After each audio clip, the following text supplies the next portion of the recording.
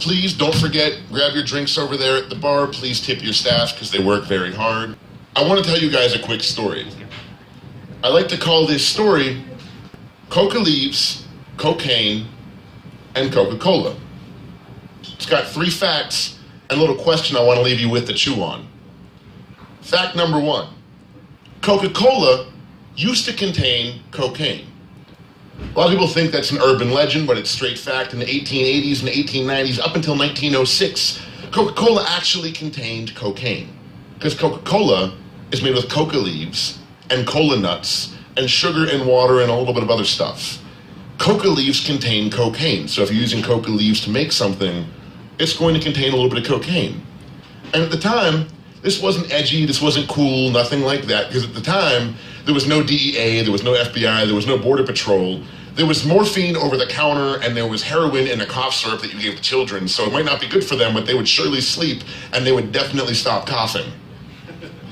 In fact, Coca-Cola was so unedgy, it was something that your grandmother might drink.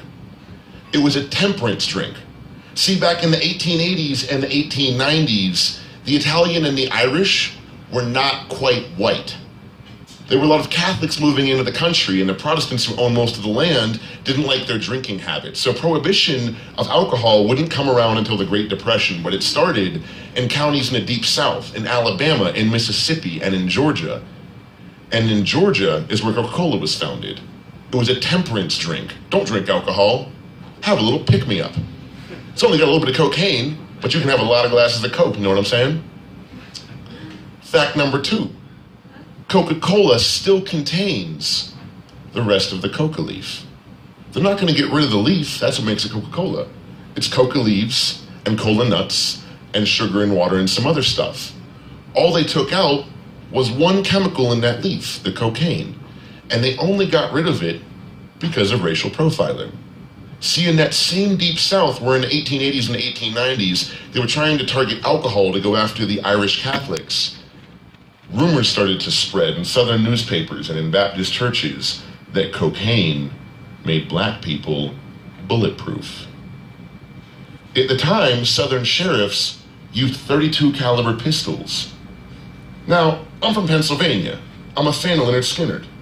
Lynyrd Skynyrd has a song called Saturday Night Special, and you've probably heard of the Saturday Night Special. It has 38 caliber bullets. 38 caliber bullets came into fashion because Southern sheriffs did not believe 32 caliber bullets would be enough to stop black people on cocaine. So 80 years before Reagan, these rumors started to fly around, and that's actually the basis of prohibition laws in the United States. They didn't ban cocaine. They didn't ban the imports of coca leaves.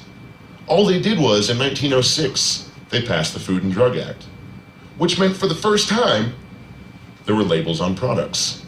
You could still give your kids morphine and heroin in their cough syrup, but for the first time, it had to say contains heroin.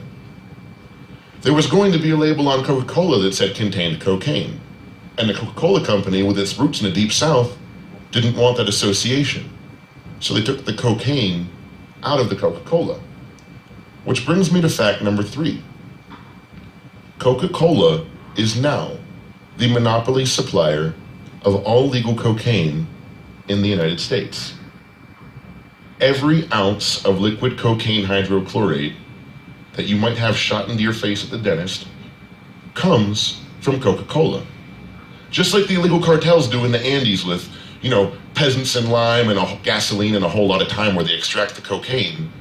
Coca-Cola extracts the cocaine from their coca leaves and the syrup they use to make everyone's favorite beverage. What happens after that is they don't get rid of it. When you have all of that cocaine, you sell it. And in 1906, they didn't want to go to the pharmacies where you could still buy cocaine over the counter, where you could still buy coca leaf tea, where you could buy cigarettes dipped in cocaine, all legally, because they didn't want the association. They sold it wholesale to hospitals. And they rapidly undersold Bayer and Merck and all of the other real drug companies who were also selling cocaine to hospitals, but were getting rid of the rest of the leaf. They had much higher overhead costs. Nobody could beat Coca-Cola on price. So by the Second World War, there was only one drug company in the United States selling cocaine, and that was Coca-Cola. And that was still not a crime. Everything else, the black markets, the Mexican cartels, the Colombian cartels, the illegal smuggling routes that run through Bolivia and Peru and Chile and Brazil today, all of that came later. All of that came after this other pipeline has always existed. So we think of segregation that ended 50, 60, 70 years ago, depending on the state. But I think if you look at the white market and the black market, you kind of have to admit, it's the same plant. It's the same mountainsides in Colombia and Peru. It's the same farmers who either face a choice, sell to Coca-Cola or sell to the cartels. The only thing that really separates these two markets is the same baloney ideology that separated segregation. There's a whole lot more to that story, but that's just the first piece, and I like to call it Coca leaves, cocaine, and Coca-Cola. Thank you, guys.